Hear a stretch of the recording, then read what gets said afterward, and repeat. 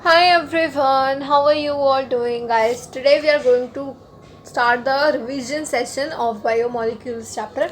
So let's start it and guys, पहले देखिए मैंने एनसीईआरटी जो आपको एनसीईआरटी से हर एक लाइन और हर एक वर्ड का मीनिंग बताया है, उससे रिलेटेड पॉइंट्स भी, जैसे आपने कभी भी टॉपर्स की वीडियो देखी होगी राइट, तो वहाँ क्या करते हैं हम, टॉपर्स की एनसीईआरटी देखी होगी आपने, क्या करते हैं वो एनसीईआरटी को कि अपनी पेज लेते हैं, कोई भी स्टिकी नोट्स, इतने बड़े वाले स्टिकी नोट्स और छोटे वाले भी रखते हैं, दोनों टाइप के स्टिकी नोट्स उनके पास रहते हैं, और उनको जो बड़े वाले होते हैं ना, उन पर कोई भी पैराग्राफ या फिर कोई भी एक्स्ट्रा पॉइंट होता है, उनको लिख लिख के उसी पेज से रिलेटेड वहाँ पर चिपका देते हैं. This is the best method right. तो मैंने ऐसा ही करा आपके लिए, एनसीईआरटी हाईलाइट सीरीज स्टार्ट करी, उसको हर एक पॉइंट को हमने समझा, प्लस जो पॉइंट्स इंपॉर्टेंट ऐड करने लायक थे वो मैंने आपको बता दिए. ठीक है, तो इससे आपको कन्फ्यूजन भी नहीं रहेगी कि मुझे कौन से पॉइंट याद करने हैं नीट के लिए या कौन से नहीं करने. ठीक है. So a cell is composed of variety of molecules like carbon, hydrogen, oxygen which performs various functions. अब आपको पता है कि हमारे पास ये इतने सारे मॉलिक्यूल्स होते हैं. लाइक अगर मैं अमाइनो एसिड्स की बात करूँ, simple we can take any of that. Like if I talk about the carbohydrates, तो क्या फार्मूला होता है, बेसिक यही फार्मूला होता है. तो यहाँ क्या है, कार्बन, हाइड्रोजन एंड ऑक्सीजन. यहीं पर अगर मैं अमाइनो एसिड्स की बात करूँ तो यहाँ पर CnH2COOH एंड यहाँ पर क्या होगा, यहाँ हाइड्रोजन होगा, यहाँ R1 ग्रुप होगा. ठीक है, तो ये R1 ग्रुप ही कोई वेरिएशन शो करता है. ठीक है, तो यहाँ से ही वेरिएशन आती है. तो यहाँ क्या हो रहा है, अमाइनो एसिड्स जो है यहाँ पर भी नाइट्रोजन, हाइड्रोजन, कार्बन, ऑक्सीजन से ही बना हुआ है, एंड दिस R ग्रुप में भी एनीथिंग. ठीक है, सो यही कहा गया है कि हमारे सेल के अंदर बहुत सारे टाइप के मॉलिक्यूल्स होते हैं जिनके अंदर कार्बन, हाइड्रोजन, ऑक्सीजन, नाइट्रोजन वगैरह प्रेजेंट रहते हैं, और यही हमारी बॉडी के बहुत सारे फंक्शंस परफॉर्म करते हैं. और इनके अलावा तो basic metal, non metal ions ये सब भी प्रेजेंट होते हैं. ठीक है, मेटल आयंस वगैरह भी प्रेजेंट होते हैं. These molecules are not living, ये तो हमें पता है. ये मॉलिक्यूल्स लिविंग तो नहीं होते ना. कार्बन है, कार्बन कोई लिविंग है नहीं. ऐसे लिविंग होता तो हमें एयर में दिखता नहीं कोई चलता हुआ, लेकिन नहीं, ये लिविंग नहीं होते. Okay, so these molecules are not living but perform various living functions. ठीक है, लेकिन जब वो मिल जाते हैं एक पर्टिकुलर ऑर्डर में, एक पर्टिकुलर रेशियो में, कंबाइन करने का स्ट्रक्चर एक परफेक्ट होना चाहिए, जब ये सब मिल जाते हैं तो फिर एक पर्टिकुलर लिविंग फंक्शन को परफॉर्म करते हैं. This biomolecules are the organic substances, example carbohydrates and proteins. They play a major role in the structure and function of living organism. अभी आपको मैं जब डिटेल में पढ़ाऊंगी ना, जब समझ आएगा मतलब इन्हीं को. ठीक है, जब हमें आगे चलेंगे. अभी वाटर भी एक इम्पॉर्टेंट है, वो भी मोस्ट अबंडेंट केमिकल कंपाउंड है जो कि हमारे लिविंग ऑर्गेनिजम्स की बॉडी में प्रेजेंट होता है. ऑफकोर्स ह्यूमन्स की में भी. अब बायोमोलिक्यूल, अभी आपको यहाँ पर डेफिनेशन दे रखे विच इज़ वेरी वेरी इंपॉर्टेंट. अब बायोमोलिक्यूल और उसी को क्या कह दिया गया, biological molecule is a loosely term use for molecules present in organism. देखो, बायो मीन्स जो हमारा बायोस्फीयर है, जो लिविंग ऑर्गेनिज्म, और लिविंग ऑर्गेनिजम्स के अंदर जो मॉलिक्यूल्स है वो हो गए बायोमोलिक्यूल्स. ठीक है, that are essential to one or more typically biological processes, जो कि जैसे सेल डिवीजन हो गया, मॉर्फोजेनेसिस, डेवलपमेंट, प्लांट्स के केस में फोटोसिंथेसिस. ठीक है, respiration, circulation and these all things. ठीक है, now let's start with the analysis of chemical composition. ठीक है, so as organic compounds they are major role, it is essential to have a knowledge of their molecular formula and structure. So guys, this is very important. देखिए कि आप कभी भी, हमें किसी भी चीज़ का एनालिसिस क्यों करना पड़ता है. अच्छा, हम कहते हैं कि हाइड्रोजन इतने ज़्यादा हमारी बॉडी में ना, इतने परसेंट हाइड्रोजन प्रेजेंट है, इतने परसेंट वाटर प्रेजेंट है, इतने परसेंट ये है वो है. कैसे बताते हैं, तो ऐसे लिखा तो नहीं होता कि हाँ यहाँ कार्बन, यहाँ हाइड्रोजन, यहाँ ऑक्सीजन, यहाँ नाइट्रोजन, यहाँ कार्बन, फिर से ये नॉट लाइक दैट. तो हमें क्या करना पड़ता है, हम ऐसे गिन नहीं सकते कि हाँ कार्बन इतने हैं, 10 मान लो कार्बन है और मान लो 5 हाइड्रोजन है, 2 नाइट्रोजन है, इस तरीके से हमने कंपेयर कर दिया. ठीक है, तो हम ऐसा नहीं कर सकते. ओके, सो हमें क्या करना पड़ता है, we have to do chemical analysis. ठीक है, and this can be easily predicted out by the following steps. अब देखिए स्टेप्स क्या है हमारे पास यहाँ पर. एक लिविंग टिश्यू का वेट ले लो, ठीक है, कोई भी लिविंग टिश्यू हो सकता है वो, दैट में बी योर लिवर का भी टेस्ट कर सकते हैं हम, ठीक है, या फिर हम टेस्ट कर सकते हैं लीफ का, फ्रूट का, किसी भी चीज़ का कोई लिविंग टिश्यू होना चाहिए, ठीक है। उसका वेट लो, ठीक है, और उसको अच्छे तरीके से सुखा लो, बहुत अच्छे तरीके से सुखाना है, ठीक है। The tissue is then grinded in trichloro acetic acid, ठीक है, उसकी स्लरी बना लो, मोटर एंड पेसल को यूज़ कर लो, उसको ग्राइंड कर लो, उसकी स्लरी बन जाएगी, thick slurry will be obtained, is then filtered through a cheese cloth और अ कॉटन क्लॉथ। तो क्या होगा फिर, अगर आप उस चीज़ क्लॉथ से उसको फिल्टर करोगे ना, तो जो हमारे पास जो स्लरी होगी हम उसको जैसे ही डालेंगे, ठीक है, जैसे ही डालेंगे फिर क्या होगा, यहाँ पर मान लो जो मॉलिक्यूल्स नीचे आए हैं ना उनको हम बोल देते हैं फिल्ट्रेट, ठीक है, क्या बोल देते हैं, फिल्ट्रेट। और जो मॉलिक्यूल्स ऊपर रह गए उनको हम क्या बोलते हैं, रिटेंटेट, उनको क्या बोल देते हैं हम, रिटेंटेट, ओके, रिटेंटेट। इतना क्लियर हुआ सभी को, रिटेंटेट, ठीक है। सो जो मॉलिक्यूल्स ऊपर रह गए, मतलब कि देखो ट्राइक्लोरो एसिटिक एसिड जिसका फॉर्मूला है CCl3COOH, जो कि मैंने आपको क्लास के दौरान भी बताया था, which is very very important to remember, ठीक है। CCl3COOH का फॉर्मूला आपको याद होना चाहिए ट्राइक्लोरो एसिटिक एसिड का। तो ऑफ कोर्स ये हमारे पास एसिड था, तो हमें एसिड, अब जो एसिड के साथ नीचे आ गए मतलब वो एसिड सोल्यूबल फ्रैक्शन हुई, एसिड के साथ नीचे आ गए तो ये क्या हुई, एसिड सोल्यूबल फ्रैक्शन और फिल्ट्रेट। और जो रिटेंटेट है वो एसिड के साथ नीचे नहीं आए तो वो क्या हो गए, acid insoluble fraction, acid insoluble fraction. Clear हुआ सभी को, इतना कॉन्सेप्ट क्लियर हो गया होगा। Now the extract can be then subjected to numerous separation techniques in order to obtain the desirable compounds from other components. देखिए अब हमने जो स्लरी ऑब्टेन हमें मिल गई, स्लरी ऑब्टेन हुई, this was the cheese cloth or you can say the cotton cloth, ठीक है, कॉटन क्लॉथ मान लीजिए। तो यहाँ जो मॉलिक्यूल्स आए वो बायोमैक्रो मॉलिक्यूल्स से, ठीक है, और यहाँ पर जो आए वो बायोमैक्रो मॉलिक्यूल्स से। लेकिन क्या आपको पता है कि यहाँ सिर्फ, और देखिए मान लीजिए कि ये कार्बन के मॉलिक्यूल्स है जो मैं रेड कलर से दिखा रही हूँ, ठीक है, तो ये क्या आप ऐसे ऐसे आपको अलग से सेपरेट होकर थोड़ी ना मिलते हैं, नहीं ना, अलग से सेपरेट होकर तो नहीं मिलते। तो अब हमें क्या करना पड़ेगा, सारे मॉलिक्यूल्स एक साथ ही प्रेजेंट होते हैं, तो अब हमें करनी पड़ेगी सेपरेशन, ताकि हम अलग अलग का मॉलिक्यूलर फॉर्मूला निकाल सकें।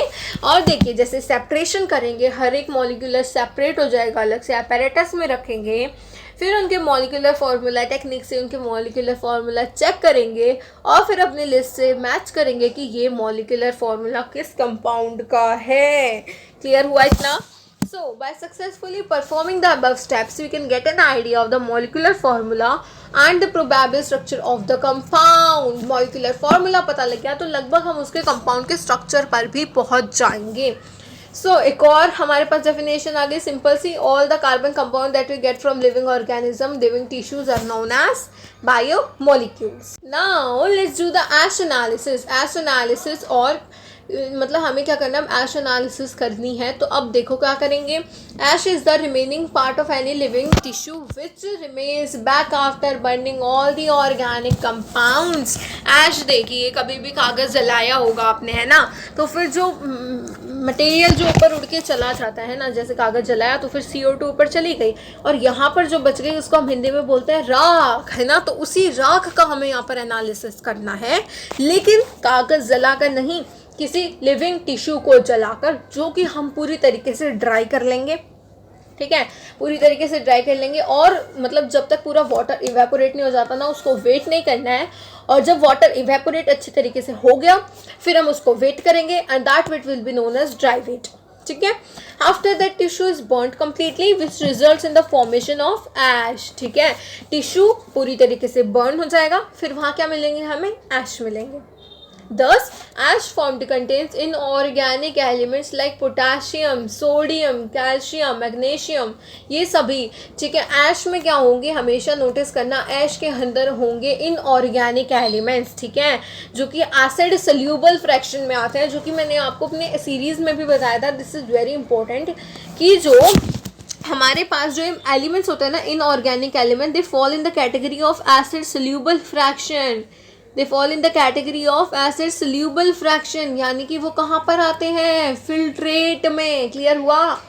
ठीक है, इतना कॉन्सेप्ट क्लियर हुआ सभी को। अभी तक हमने क्या किया, देखिए अभी तक हमने क्या किया, हमने सबसे पहले अपने कोई भी लिविंग टिश्यू की हमें केमिकल एनालिसिस जाननी थी, तो हमने उसके मॉर्टर एंड पेसल के थ्रू हमने स्लरी बनाई, चीज़ क्लोथ के थ्रू डाला, जो मॉलिक्यूल्स नीचे चीज़ क्लोथ को पास करके आ गए वो थे bio micro molecules, acid soluble fraction वाले, रिटेंटेट ऊपर वालों को बोलेंगे, एसिड इनसोल्यूबल फ्रैक्शन वालों को, जो कि चीज़ क्लोथ को फिल्टर मतलब चीज़ क्लोथ के थ्रू जा नहीं पाए, फिल्टर नहीं हो पाई।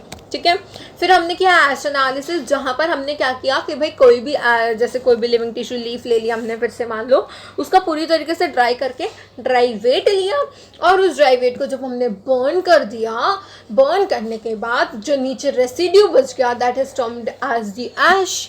ठीक है, ऐश आ गई, और इस ऐश को जब हमने एग्जामिन किया सो वो क्या हुई, उसके अंदर इनऑर्गेनिक एलिमेंट्स हमको मिले, जैसे कार्बन, हाइड्रोजन, मतलब नॉट कार्बन हाइड्रोजन, लाइक कोई भी पोटेशियम, सल्फर, लाइक दिस। ठीक है, सो अब चलते हैं अमाइनो एसिड्स की कैटेगरी पे। Amino acids are, let's take red colour. ठीक है, amino acids are organic compounds containing an amino group. चलिए एक जनरल फॉर्मूला स्ट्रक्चर बना देती हूँ अमाइनो एसिड्स का आपके लिए।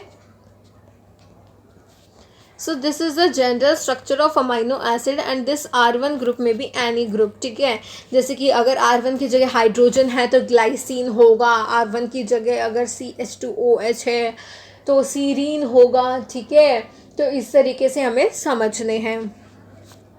एक एसिडिक ग्रुप होता है, this is the acidic group. ठीक है, this is acidic group, this is amino group.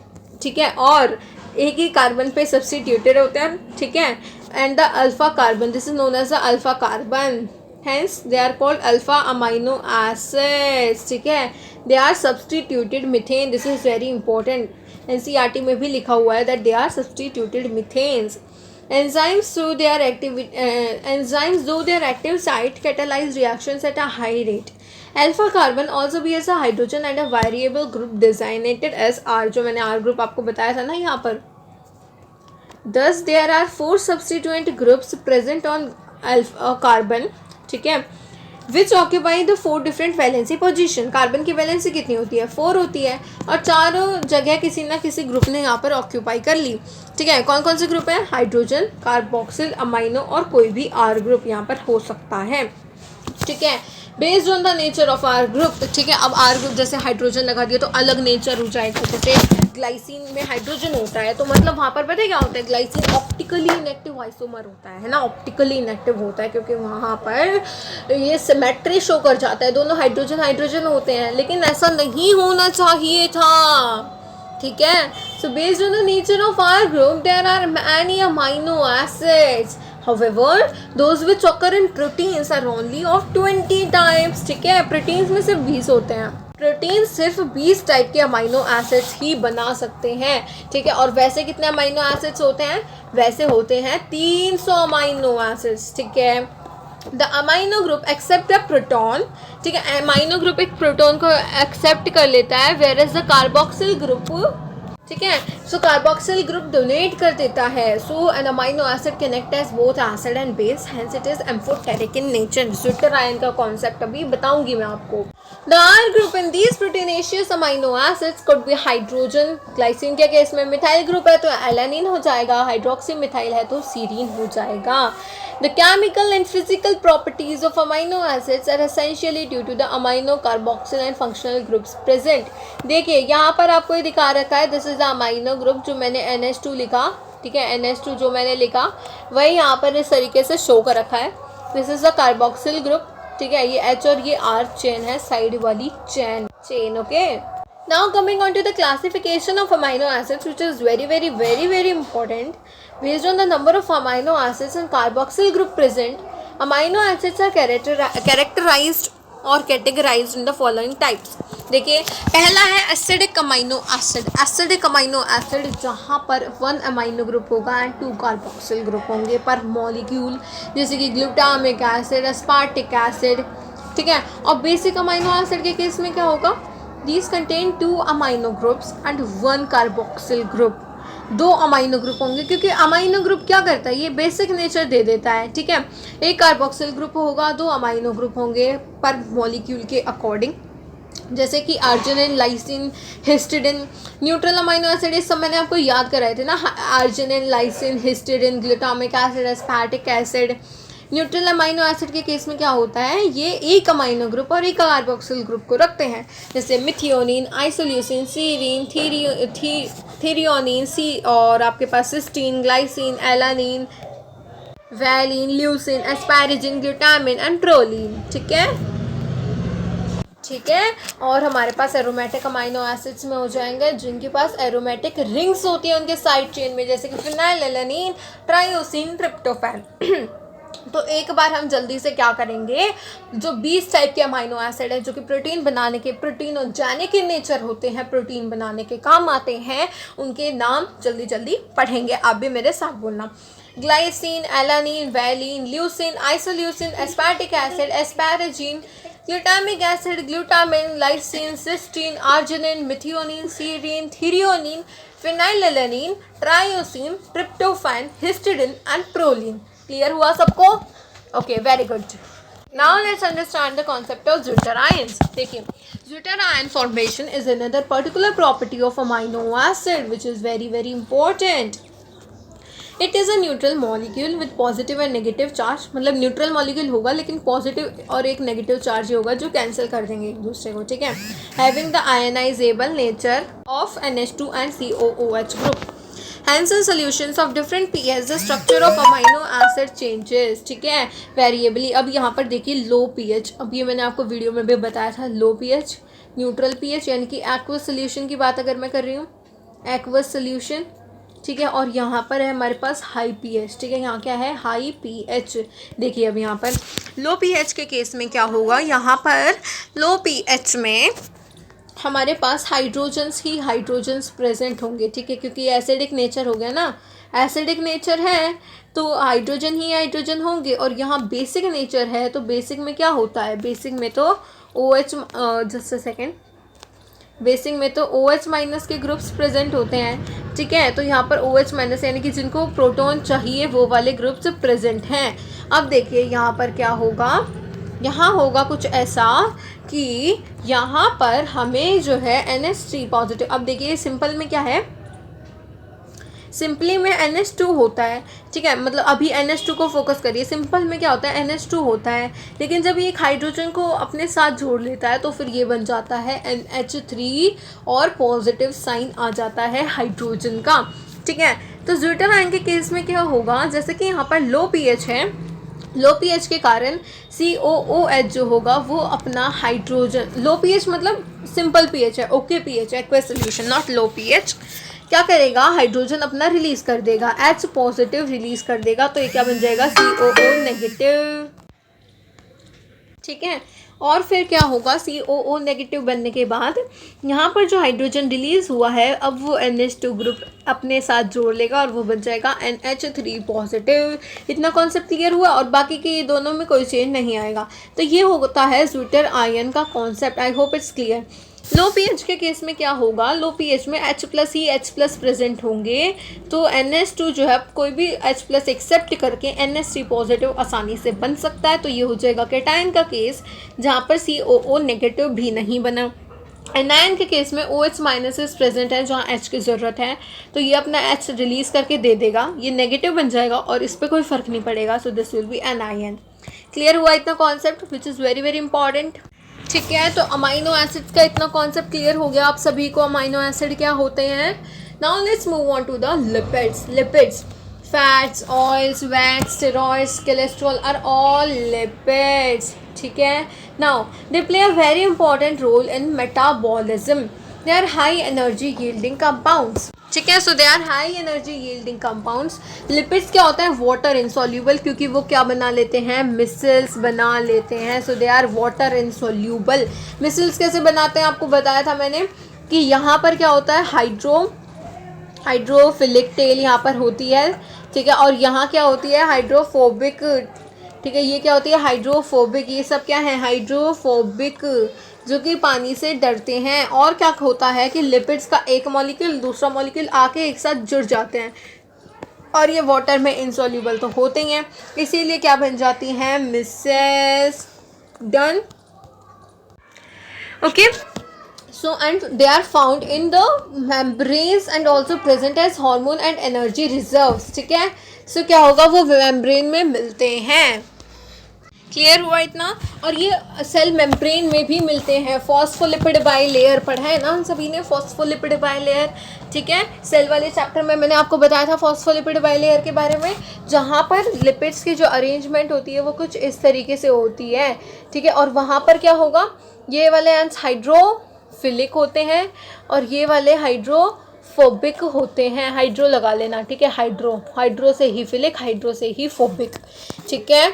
So fatty acids और carboxylic compounds having a long chain R group attached to it, ठीक है। तो फैटी एसिड्स के बारे में बता रखा है कि वो क्या होते हैं, carboxylic compounds having a long chain R group attached to it.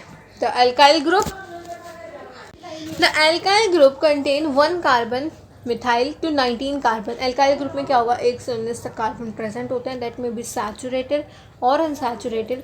Saturated में सिर्फ एक सिंगल बॉन्ड प्रेजेंट होता है और अनसैचुरेटेड में एक या एक से ज़्यादा बॉन्ड्स प्रेजेंट होते हैं। C और C प्रेजेंट होंगे, अगर वो तो होगा अनसैचुरेटेड, ठीक है। जैसे कि आपको हमारी NCERT ने एग्जाम्पल दे रखा है, पाल्मिटिक एसिड में 15 कार्बन आर ग्रुप होता है और एराकिडोनिक एसिड में 19 कार्बन आर ग्रुप होता है, ठीक है। प्लस अगर यहाँ पर COOH का ग्रुप अगर हम इंक्लूड करेंगे तो यहाँ पाल्मिटिक एसिड में 16 कार्बन हो जाएंगे एंड एराकिडोनिक में C20 कार्बन हो जाएंगे आफ्टर इंक्लूडिंग दैट, ठीक है। Now the essential fatty acids, जैसे असेंशियल अमाइनो एसिड्स होते हैं ना, देखो असेंशियल अमाइनो एसिड्स का कॉन्सेप्ट रहेगा जो कि इम्पोर्टेंट था। अभी सुनिए, देखिए असेंशियल अमाइनो एसिड्स क्या होते हैं। Essential amino acids, non essential amino acids कह दो कि मतलब जैसे